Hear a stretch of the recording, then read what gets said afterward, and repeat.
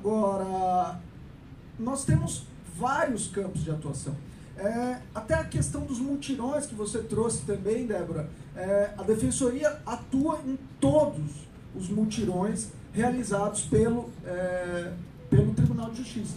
Todos os mutirões, mesmo aqueles em que o Tribunal de Justiça avisa a terceira sub e a segunda sub com menos de uma semana de antecedentes, nós temos deslocado defensores para atuar, justamente porque a gente sabe da relevância, né? O padre Valdir trouxe dados a respeito do encarceramento e da necessidade da Defensoria atuar nos CDPs, porque cerca de, agora me fugiu o número, mas 36% ou 46% dos presos provisórios são comprovadamente inocentes. A Defensoria Pública, recentemente, ela começou um trabalho de atuação em todos os CDPs da capital, para atuar na porta de entrada. Hoje nós estamos em todos os CDPs, atuando para todos os presos provisórios da cidade de São Paulo.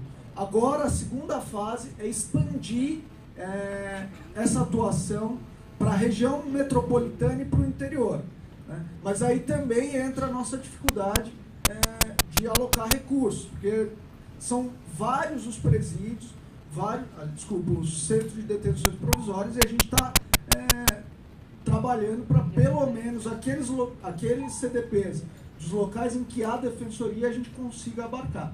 Enfim, a minha fala vem mais no sentido de que a defensoria está aberta, está atenta aos problemas, e nós estamos tentando, de uma forma racional, atuar. Ainda que essa atuação seja uma atuação modelo, né? Porque a atuação modelo, ela também é uma forma de chamar atenção para determinado problema.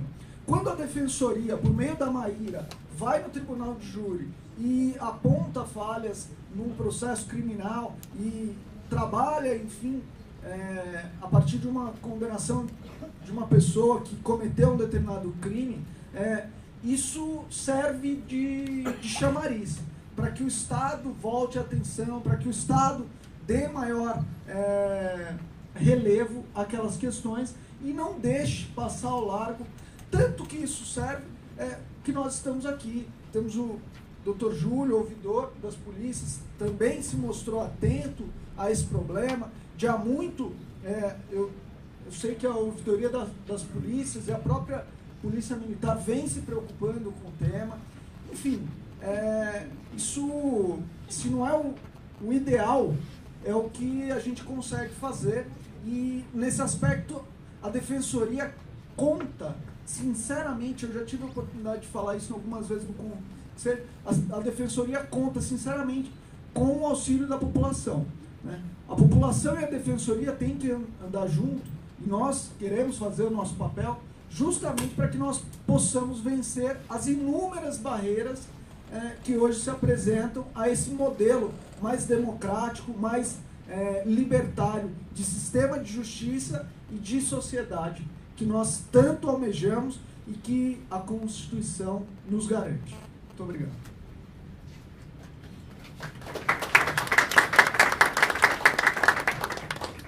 Obrigado, Luiz. Queria também convidar agora o Júlio César Fernandes Neves, ouvidor das polícias, e lembrando, fazendo justiça também, que a ouvidoria da polícia foi a primeira instituição independente de controle social, né? Então, a ouvidoria, quando foi criada, ela já foi criada nesse modelo de autonomia, de independência, e que tivesse o controle da sociedade civil, né? Então, o ouvidor, ele é eleito numa lista tríplice pelo CONDEP e nomeado pelo governador, né? Mas com total autonomia. Então, para fazer a fala da ouvidoria das polícias, eu convido então o doutor Júlio César. Obrigado aí pela presença. Eu agradeço ao Alderon pelo convite, né? Cumprimento a mesa aqui, o Alderon, a Débora, o Dr. Luiz Gustavo, e cumprimento todos que estão aí presentes, o Padre Valdir, o Padre Júlio, que estava aí, eu não sei se estava, o Chico, o Walter, enfim, todos que estão aqui. Primeiro, completando aqui o que o Alderon estava falando, só para deixar bem claro, porque na hora que eu fui chamado até teve alguém aí que falou assim, quando a polícia, né? Quero deixar claro que o ouvidor, principal o ouvidor do Estado de São Paulo, ele não pode ter sido policial, né? Ele é indicado pelas entidades civis aqui, pelo CONDEP, né? Conselho da Dignidade da Pessoa Humana, e essa lista tríplice é assim, designado através de uma votação, de uma eleição, que a pessoa vai lá, disputa, como se fosse um cargo eletivo e tem um auditório, e quem vota é as entidades, né? Dentro dessas entidades está a Pastoral Carcerária, a própria OAB, a Comissão de Justiça e Paz, o Centro Santo Dias, tá aí o Chico, enfim, várias entidades aí que escolhem uma lista tríplice, né, de direitos humanos, que escolhem uma lista tríplice e depois vai para o governador. E ele teve muita dificuldade nessa última vez aí para indicar o ouvidor, que foram 3 listas tríplices, ficou aí sem ouvidor mais de 2 anos e meio, né? Então é só para deixar claro aí para a moçada aqui que está presente que é ouvidor da polícia, mas não é polícia, certo? É um de vocês aí que inclusive já foi preso também, né? Isso daí é só para esclarecer bem, para todo mundo ter essa consciência.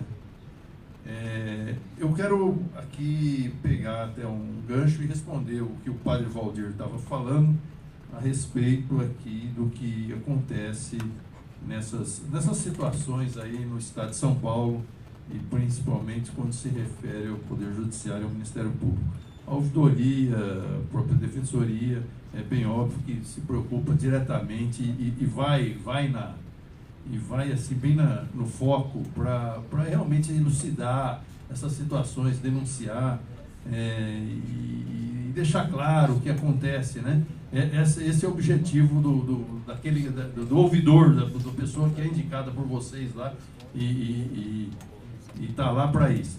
Agora, bem na verdade, como diz o padre Valdir aqui, isso não tem acontecido aqui no estado, não só no Estado de São Paulo, como na nação, quando a gente vê, às vezes, a atuação da própria magistratura e do próprio Ministério Público, né? E isso daí faz com que a gente tenha que tomar assim, alguém tem que ter coragem de tomar uma iniciativa, tomar atitude e denunciar, né? Tivemos aí no Getúlio Vargas esses tempos aí, sobre o Fórum de Segurança Pública, e que nós fizemos parte da mesa redonda, onde falava sobre o Ministério Público, tinha representante do Ministério Público, o representante do Procurador-Geral, estava lá o Inácio Cano, que é um professor da Universidade Federal do Rio de Janeiro, e é um dos topos, sim, de direitos humanos. Bom, enfim, nós brigamos, batemos, na realidade, no Ministério Público, deixando claro as situações em que o Ministério Público não age, né? Fica no muro, ou então não vai para cima, não amassa barro, não vai numa audiência pública, não vai ver o que realmente acontece ali na periferia de São Paulo, na periferia das grandes cidades, né? Não só aqui em São Paulo, como em todo o Brasil. Isso daí. E na hora tivemos como resposta que a situação que o Inácio estava falando lá do Rio de Janeiro não podia ser discutida porque tinha uma decisão já com trânsito em julgado, e decisão judicial não se discute. Não se discute, mas se critica, porque nem toda decisão judicial é uma decisão correta, né? O juiz também erra, e às vezes erra até intencionalmente, quem sabe, né? Então a gente tem que contestar. Mas contestar e denunciar isso daí, o que acontece através até do Poder Judiciário e do Ministério Público. Mas eu estou falando tudo isso porque a nossa intenção lá na ouvidoria é deixar claro para a população que não é só a polícia que tem seus erros, às vezes tem aí o erro dessas instituições como o Ministério Público. E nessa semana, na outra semana que passou isso daí, eu consegui deixar à tona em todo o Brasil, através de uma denúncia que nós fizemos, eu que fiz lá na ouvidoria de São Paulo, aqui na ouvidoria do Estado de São Paulo, da Polícia do Estado de São Paulo, que foi uma situação que não é só lá que acontece, mas essa nós conseguimos fazer com que a grande imprensa divulgasse e ficasse retratado a atuação, como é às vezes a atuação do Ministério Público, né? Nós tivemos uma situação, essa situação foi lá na cidade de Ribeirão Preto, já em 2012, teve uma chacina triste ali, perto de uma distribuidora de bebidas na periferia de Ribeirão Preto, quando foi 5 jovens lá tiveram perfurações, e 3 jovens vieram a falecer, e houve a abertura do inquérito policial, e nesse inquérito policial o delegado, por incrível que pareça, foi bem transparente no inquérito policial, fez um trabalho digno, um trabalho assim de a gente retratar como um trabalho assim de grandeza, né? E quando chega o relatório para o promotor público denunciar, o promotor público pede o arquivamento, alegando que não havia indícios para denúncia, quando tinha o reconhecimento por 2 pessoas, do povo ali, houve o reconhecimento na delegacia de autor do crime, alegando inclusive que não podia denunciar porque só foi reconhecido parte do rosto, né, na viseira, eles estavam de capacete, parte do rosto. Um negócio assim absurdo. E além do que, quando nós fizemos essa denúncia, quando o promotor pediu o arquivamento, o juiz, ao invés de pegar aquilo ali e mandar para o Procurador-Geral da Justiça, e esse procurador, a gente até iria cobrá-lo para que fosse designado outro promotor para ver aquilo lá, para elucidar aquele caso, o próprio juiz pega e manda arquivar, né? Isso daí nós estamos acompanhando há muitos anos já, isso daí, para que não houvesse esse arquivamento, e quando houve a situação que já prevíamos que pudesse ocorrer, fomos e denunciamos, e saiu agora na Folha de São Paulo em destaque aí, que a Ouvidoria de São Paulo estava investigando a conduta do promotor e do juiz de direito lá de Ribeirão Preto, né? E isso daí, para mim, foi um caso que eu tive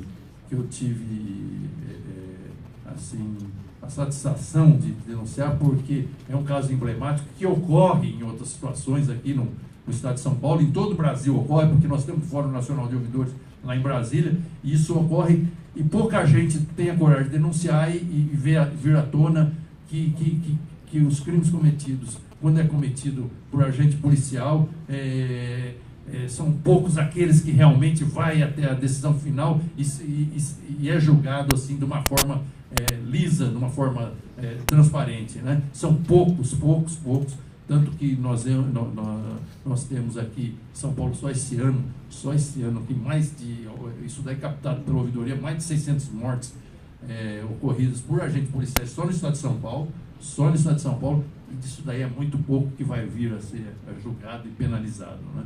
Então isso daí, eu queria estar dando essa resposta, é o gancho que o padre Waldir tinha dito aqui, e a gente está respondendo, porque é uma preocupação nossa, de um ser humano e de um cidadão paulista e brasileiro, que tem que falar o que existe nas instituições aqui, principalmente na instituição, no maior estado da federação. Imagina nesses estados assim, lá no Nordeste, que fica muito mais acobertado do que aqui, né? Então, de alguma forma, nós fomos assim designados e colocados na ouvidoria do estado de São Paulo justamente para trazer para a população, para que a população ajude a combater esses desvios, não só de conduta dos agentes policiais, mas até de pessoas que estão nas instituições e que deviam ter um outro procedimento, e às vezes procede de maneira que a gente não imaginava que era assim, quando não faz parte da situação que transcorre aí e foi nos colocado, não? Isso daí aconteceu numa das maiores cidades do estado de São Paulo, que é Ribeirão Preto, né? Imagina o que acontece em outros lugares. Ademais, tem várias situações que ocorrem aqui no estado de São Paulo, situações de tortura, por exemplo. Nós temos, através da ouvidoria, Nós tivemos aqui essa semana uma resposta de combate à tortura. Todo lugar que tem um crime com denúncia de tortura, eu faço questão de ir pessoalmente lá, seja aqui, seja lá em Miranda do Paranapanema, como já houve em Paranapanema, seja em qualquer lugar do estado de São Paulo, eu vou lá pessoalmente para apurar os casos, para apurar e tentar ajudar a apurar, né? E tivemos sucesso em alguns lugares. Em Bauru tem um caso que veio de uma repercussão internacional, que é o caso do Carlinho, do Juninho, que foi eletrocutado por policiais com 31 choques numa noite lá, acusado de um furto de uma motocicleta, e esse cidadão foi morto, esse menino foi morto, e esses policiais, nós tivemos uma notícia agora que esses policiais foram pronunciados e vão para o Tribunal de Júri, 5 policiais. E é uma coisa que não existia, nunca não existia, era tudo acobertado e tal. E isso só aconteceu porque anteriormente, no mesmo bairro, no Maridota, lá em Bauru, eu estive lá e teve um caso do Jorginho, que estavam acobertando, e nós conseguimos elucidar, e o caso do Jorginho também foi para o Tribunal do Júri, e os policiais foram expulsos. Inclusive tinha um policial que era filho de coronel lá de Bauru, né? Em Mirassolândia, lá perto de São José do Rio Preto, também houve um outro caso de tortura, em que nós estivemos lá, e esse caso foi o único caso que houve um julgamento, e um dos policiais que torturaram foi condenado, né? Foi condenado, e isso é muito raro no crime de tortura. Isso houve agora aqui no estado de São Paulo.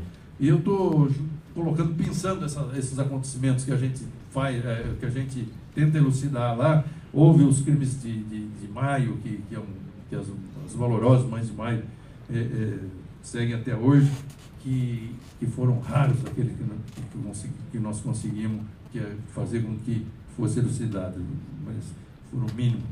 Enfim, nós estamos aí na ouvidoria, um trabalho à disposição, e à disposição aqui para dar resposta, ou tentar pelo menos dar resposta, e para denunciar, e enfim, à disposição de vocês aqui. Obrigado.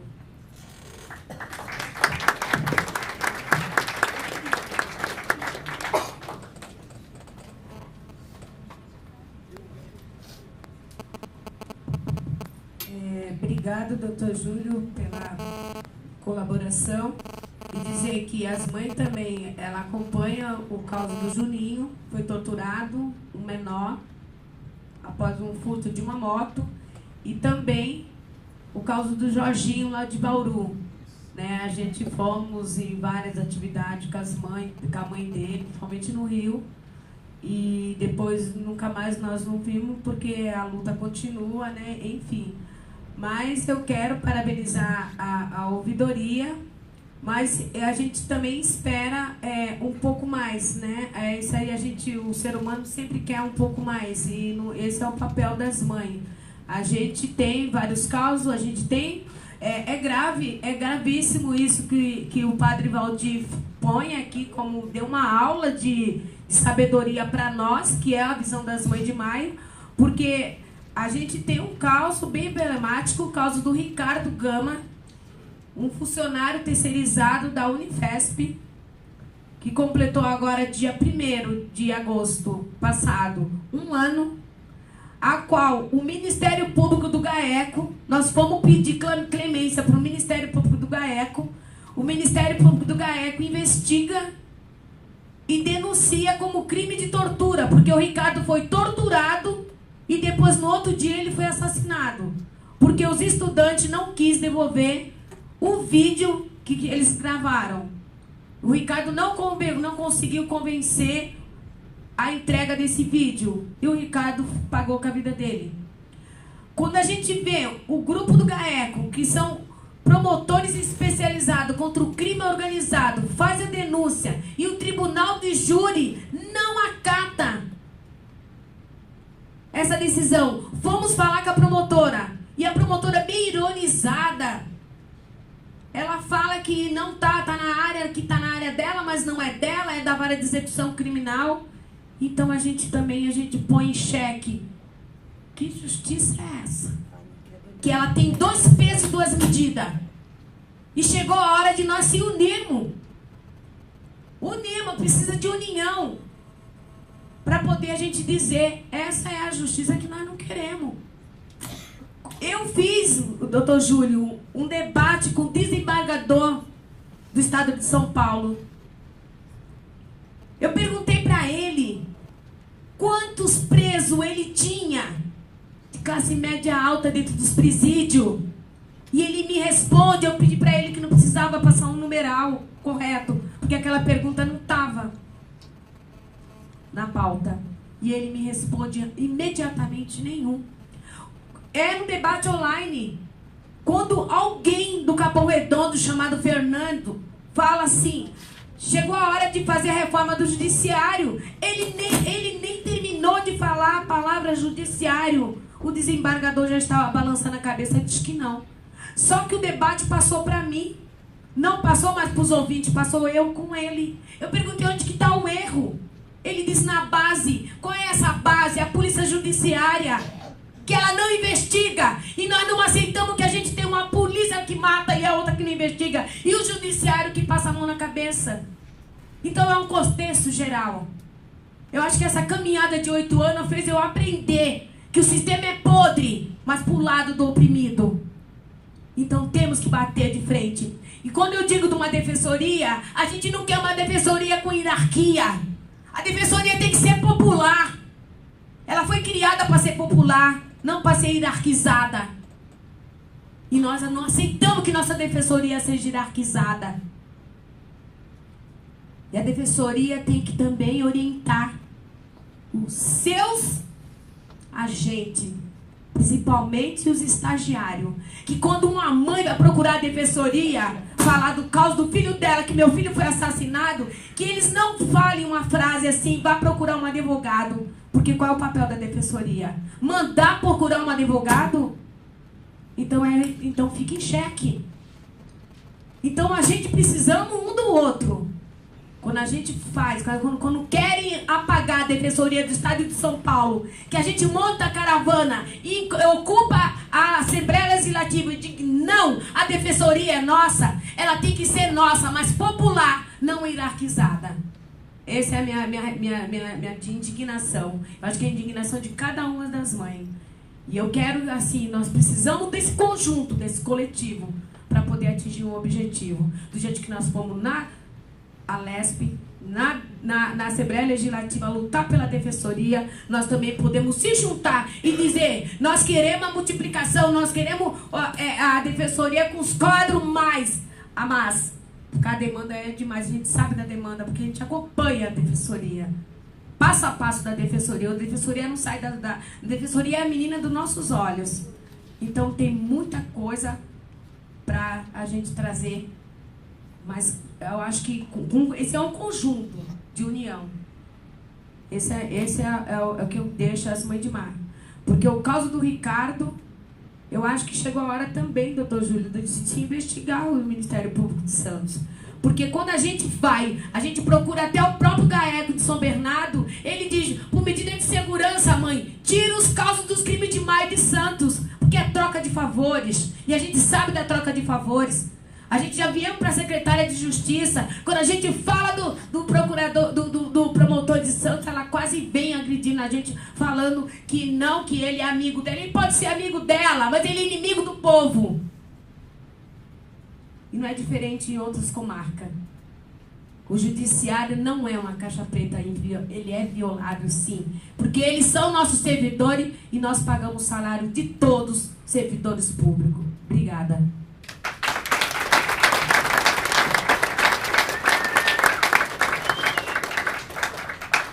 Agora a gente então passa para a terceira etapa da audiência, que é a fala livre, né? A ideia agora é abrir a fala. O limite que a gente pensou, se todo mundo estiver de acordo, seria no máximo 5 minutos por pessoa, para não se estender muito. Pode ser? Tudo bem? Todo mundo está de acordo? Então deu uns 4 minutos, a gente já avisa para a pessoa concluir, tá bom?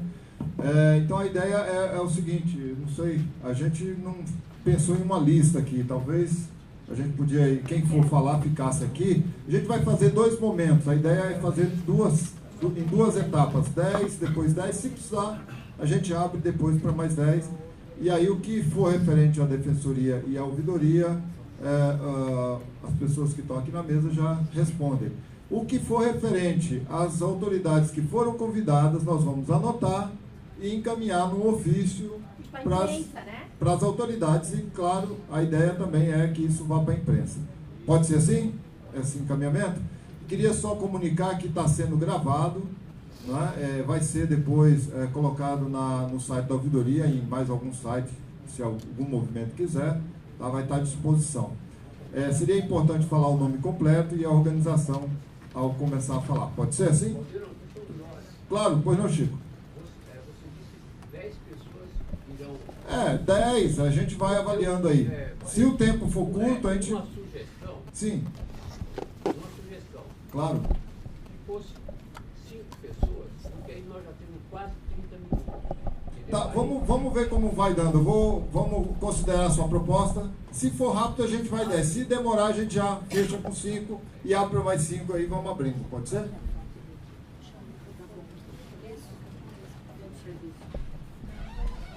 Bom dia. Obrigado por senhor vir, doutor Júlio, mas eu queria mostrar uma foto, tá, da última ação da GCM, lá eu sei que o senhor é do município, mas eu acho que é importante, o senhor é do estado.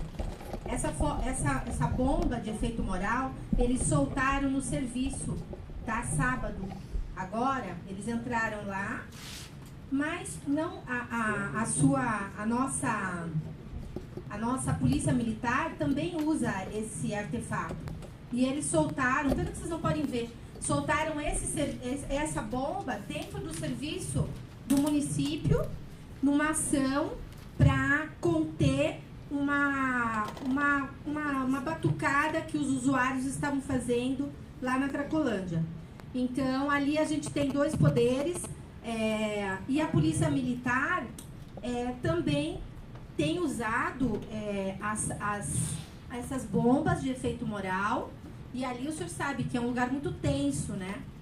Então, nós gostaríamos de que a preleção, porque eu já participei das preleções, eu sou do centro, moro no centro e trabalho com os usuários, especificamente com as mulheres. Nós pedimos ao Estado que desse injeção para elas não engravidarem, tá? Porque elas engravidam e as crianças, vocês já devem ter acompanhado, não sei se o senhor já viu pela mídia, quando nasce uma criança de uma dependente química, ela já tem que tomar uma dose de metadona, né?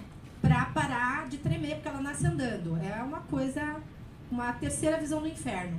Então, o que eu gostaria de pedir para o senhor é que o senhor conversasse com o Meira para ver a preleção. Porque eles dizem assim, durante a preleção, que eles têm que subjugar a pessoa que está sofrendo a revista. E eles fizeram uma revista esses dias num senhor, que é idoso, e passaram a mão na bolsa escrotal e ele caiu no chão de dor. Aí o policial veio, falou assim, para de chorar. E levantou. E foi quando eu cheguei, porque eu sou ciclista, eu estava com a bicicleta, cheguei e falei, o que está acontecendo aqui? Não, porque ele estava. Eu falei, não, ele é trabalhador, meu, qual é o problema? E esse senhor, ele chorava copiosamente, porque ele falou, eu sou trabalhador, eu nunca sofri uma revista. Então, eu sei que é muito difícil para o senhor, como ouvidor, mexer na estrutura cristalizada da polícia militar. Mas como eles são agentes públicos, eles têm que trabalhar não dessa forma. Eu penso que existe outro jeito de trabalhar. Eu morei em Bruxelas e lá a polícia, ela faz muitos trabalhos, mas de forma ordenada e sem bater, machucar e tudo mais. É isso, muito obrigada. Obrigado, Ana. Só queria dizer também que os regionais, se quiserem mandar perguntas, a gente vai estar colhendo as perguntas via online também. Podem enviar que a gente vai fazer aqui assim que terminar a fila aqui. Bom, meu nome é Luiz Carlos dos Santos, eu sou conselheiro do CONEP de São Paulo. Nós temos uma comissão de violência policial e letalidade, a qual nós tratamos das denúncias que chegam para nós nessa comissão. E eu me sinto à vontade de falar aqui, junto aos movimentos sociais, porque eu sou presidente dos Direitos Humanos de Cotia, já por 14 anos. E lá na nossa região nós sofremos muito na região oeste, envolvendo Itapevi, Osasco, Tapicirica da Serra. E nenhuma dessas vezes o Júlio, quando era o adjunto da ouvidoria, nós cuidamos de um caso de um garoto que foi sequestrado por policiais militares e foi morto porque foi acusado de ter roubado um mercado de um policial militar, e o Júlio na época era o adjunto. E a indignação nossa de movimentos sociais lá da nossa região é quanto à polícia militar, que continua batendo e continua assassinando. Eu estou cuidando de um caso de Carapicuíba, que é as chacinas de Carapicuíba, que aconteceu lá, e que as famílias, senhor ouvidor Júlio, estão sendo ameaçadas desde a época das chacinas que aconteceram lá. Eu fui visitar uma família que um rapaz morreu nessa chacina e me deparei com a mãe dizendo que no Dia das Mães, 2 meses anterior, ela perdeu a filha no mesmo local, com 8 tiros nas costas. E a moça morava em Mauá e estava no Dia das Mães comemorando em Carapicuíba. E ela não tinha nenhuma relação com Carapicuíba. E ela levou 8 tiros nas costas. E a polícia, lá, a seccional de Carapicuíba, assim eu faço essa denúncia aqui, depois eu vou formalizar para o senhor, faz um descaso, o setor de homicídio de Carapicuíba. Eles não investigam, são policiais corruptos, policiais que já foram de Cotia, já denunciados pelos direitos humanos de Cotia. E isso é uma prática das pessoas não querer denunciar lá naquela região. Aí nós criamos o observatório. E está chegando informações do observatório lá na nossa região. É um absurdo que acontece. Ontem eu recebi uma reclamação de Osasco, de um garoto de 17 anos, que é o Nauan, de 17 anos, que foi preso, acusado de ter roubado uma motocicleta. E eu liguei lá para o Dantas do Conselho Tutelar de Osasco. Por quê? Porque ele apanhou muito, seu ouvidor, da polícia lá de Osasco. Ele apanhou da PM, ele apanhou na delegacia e está lá, na delegacia de Barueri, aguardando vaga para a FEBEM. Ele foi preso na sexta-feira passada e agora está aguardando vaga na FEBEM. Pedi para o Dantas entrar em contato com a Defensoria Pública de Osasco para dar um empenho nessa situação. Porque bater lá na região de Osasco, Cotia, Itapevi, Embu, para quem conhece, é corriqueiro. Lá se apanha. Lá sempre se apanhou. E agora o setor de homicídio de lá, de Osasco, e Carapicuíba, eles fazem um descaso nas investigações. E as famílias estão sendo ameaçadas lá. Muito obrigado.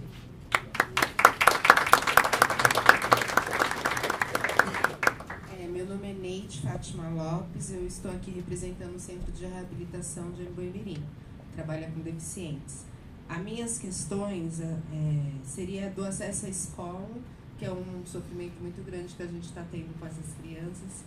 A Defensoria sabe da fila de espera para falecer, né? Em creche na cidade de São Paulo. E essas crianças, muitas vezes, que têm deficiência intelectual, elas chegam até a SEI, mas a idade delas ainda não é compatível, porque elas estão na fila de espera e chegam no primeiro ano do ensino fundamental sem nunca ter frequentado uma escola. E a gente sabe que a criança que frequenta a SEI, o nível de aprendizado, de crescimento é muito maior. Você imagina uma criança que tem dificuldade de fala, tem dificuldade de se envolver com a turma da escola, ela chega aos 6 anos na escola sem nunca ter frequentado uma SEI.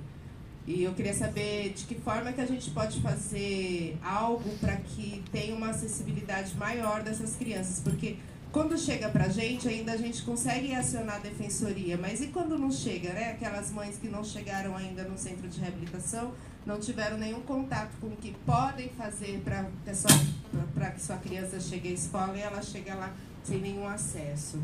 Outra questão é a acessibilidade em si. A gente está no centro de reabilitação de Embu-Mirim, que fica lá no final, perto do Riviera, já próximo à divisa com Embu. E a condução, o transporte público ali, assim, é deficiente demais. E aí é mais deficiente ainda porque são deficientes que precisam de chegar lá.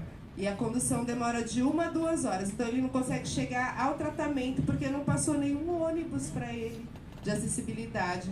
Eu acho que é incrível. Se acontece em São Paulo, como o Dr. Júlio falou, você imagina em outros lugares do Brasil, né? O que não acontece com pessoas que têm deficiência.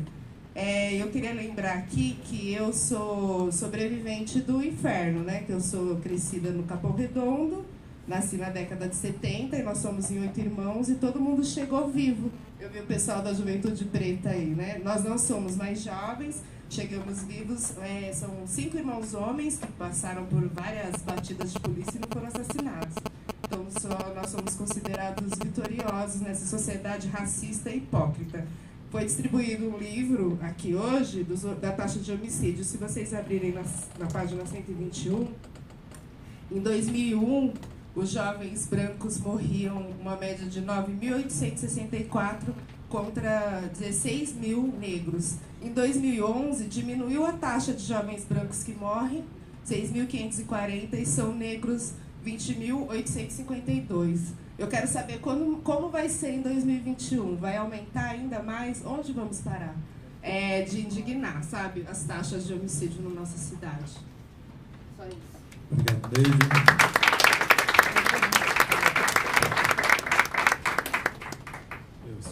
Meu nome é José Aguiar dos Santos, tenho 66 anos, ex-presidiário, passei 22 anos no Carandiru, um sobrevivente do massacre do Carandiru.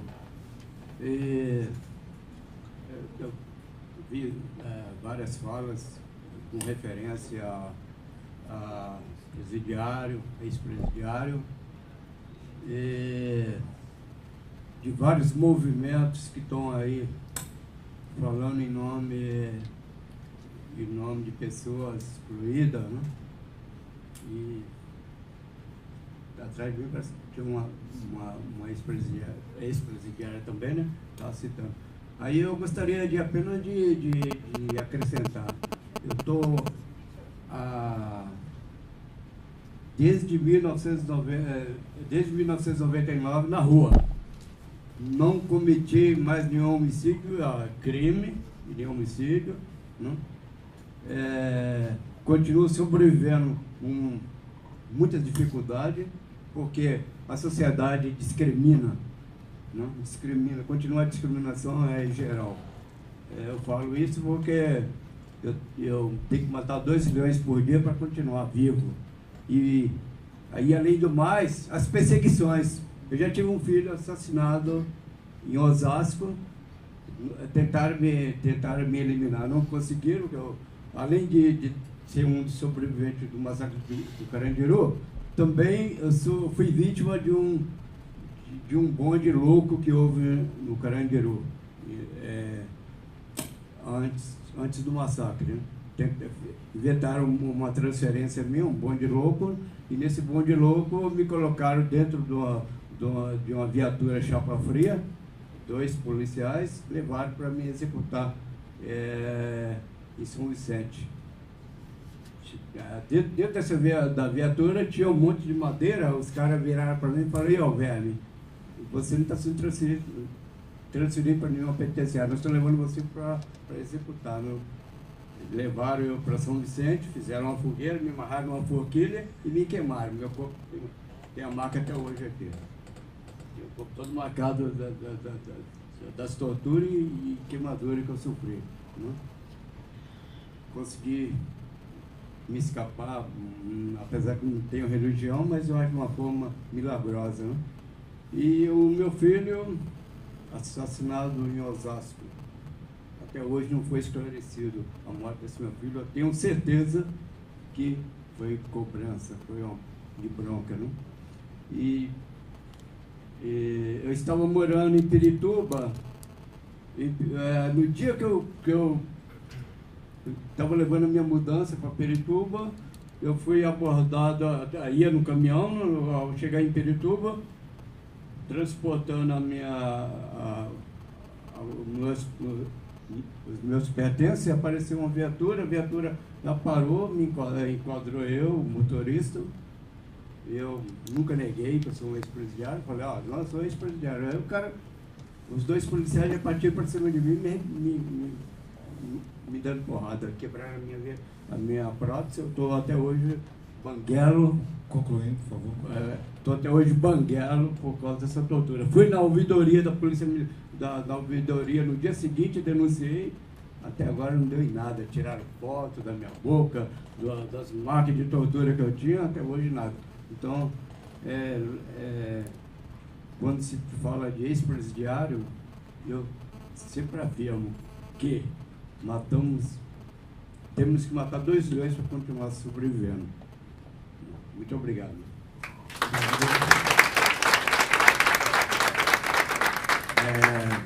Bom dia a todas e todos.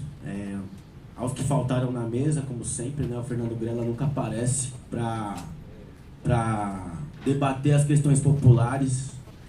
Dizer que meu nome é Fernando, sou morador do Capão Redondo, também um sobrevivente do bairro onde foi considerado o bairro mais violento do mundo nos anos 90. Consegui sobreviver, mas em 2, 3 anos eu perdi mais de 60 amigos. Tenho um irmão também assassinado, também viveu 2 anos encarcerado, e aí é mais uma prova que o sistema carcerário, da forma que está dado, não educa ninguém, né? Deseduca. E dizer que para nós de movimentos populares e moradores das periferias, tá aqui para defender uma defensoria popular não é fácil, né? Porque também ao mesmo tempo que a gente está defendendo uma ouvidoria popular, a gente também sofre represálias na periferia por estar defendendo isso. Eu acho que a Débora é uma grande guerreira nesse sentido de defender afinco mesmo. E eu quero só tirar um esclarecimento, perguntar para o Júlio quantos ouvidores existem no estado de São Paulo. Aí você pode perguntar, um ouvidor. E aí existe uma vergonha muito grande nesse sentido, né? Como é que um ouvidor, apenas um ouvidor, pode dar conta de tanta calamidade que esse estado, que de democracia não tem nada, né? Pode dar conta de tanta demanda.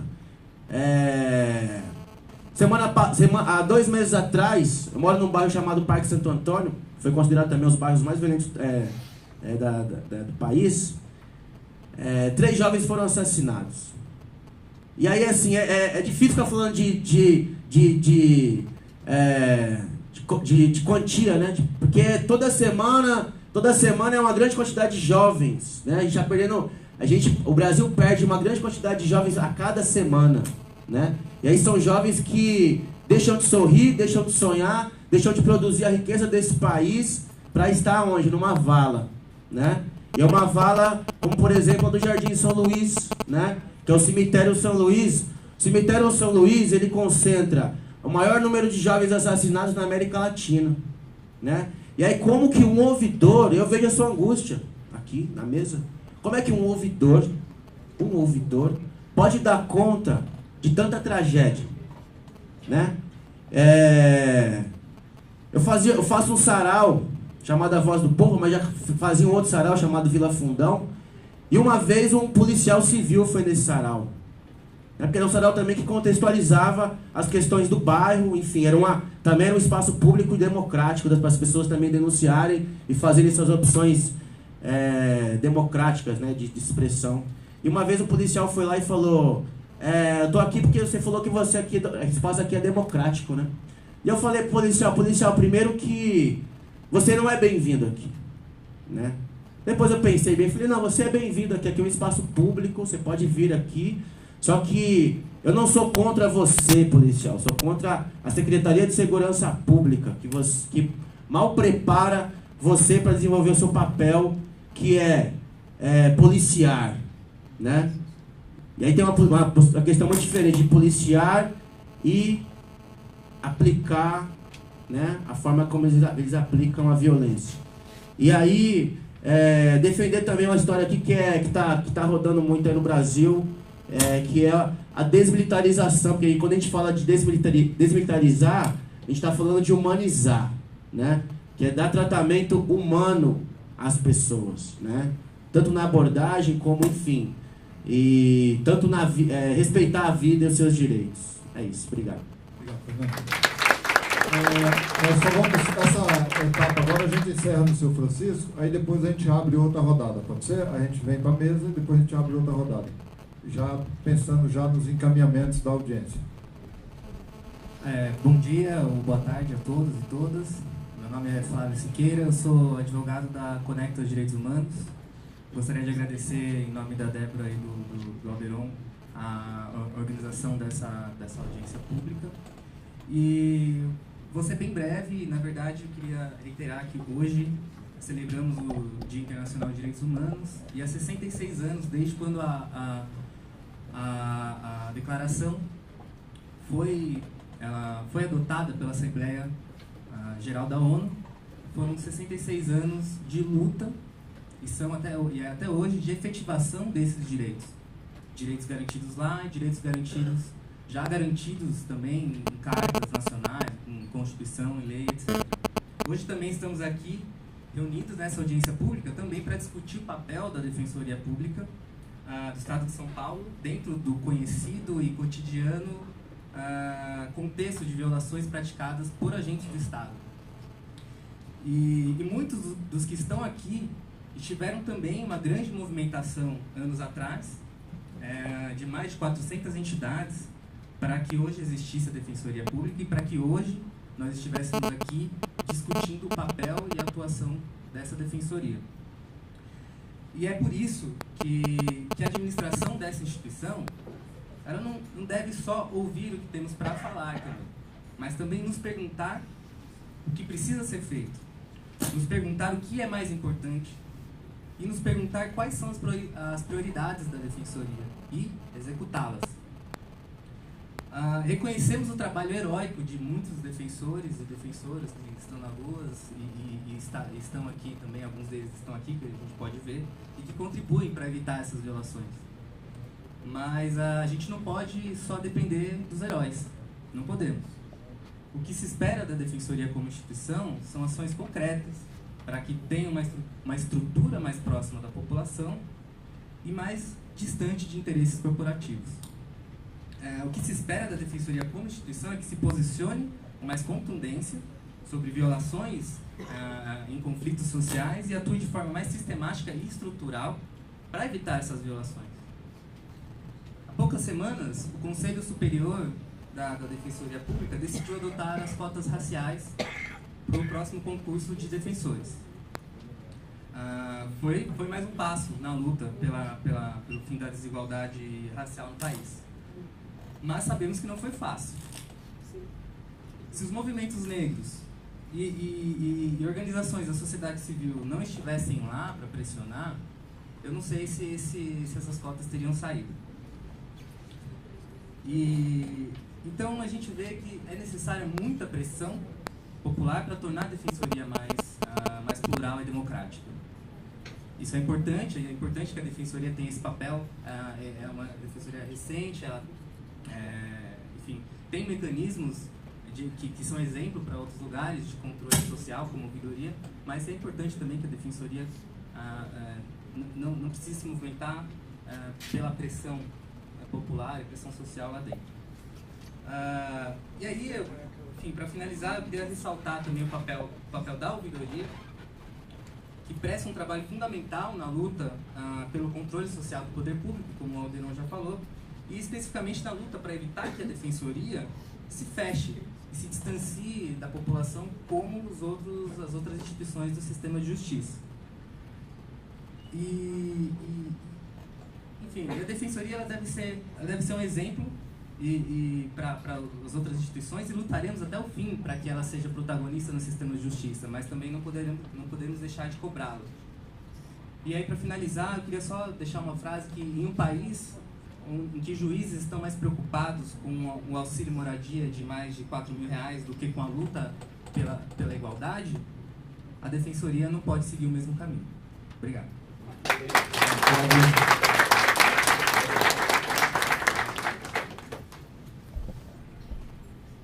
Boa tarde a todos.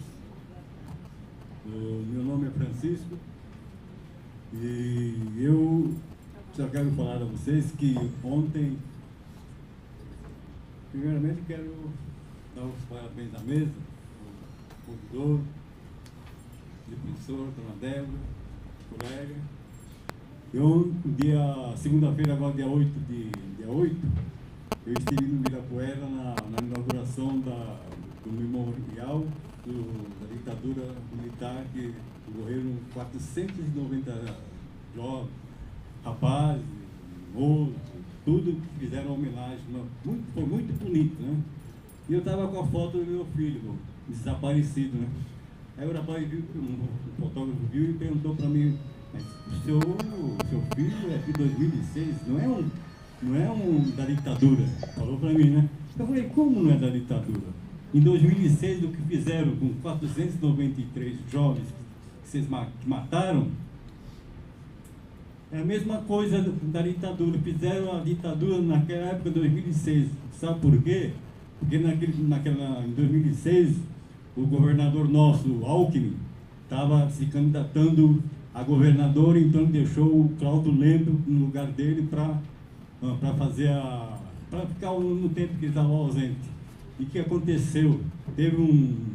Foi bem bolado com o PCC para soltar todos os presos naquele mês de maio, para que fosse dada a ordem de fazer uma limpeza, mas matar tudo que fosse jovem que estava com problema penitenciário. E assim aconteceu. Meu filho, 16 de maio, ele tinha problema com a justiça, mas ele estava em liberdade, estava já para ficar livre, né? Mas não deram nem chance para ele de se identificar, nada. Já sumiram com ele. Eu não sei quem foi, ninguém viu. Quem viu, mente, não sabe para inventar as coisas. E eu estou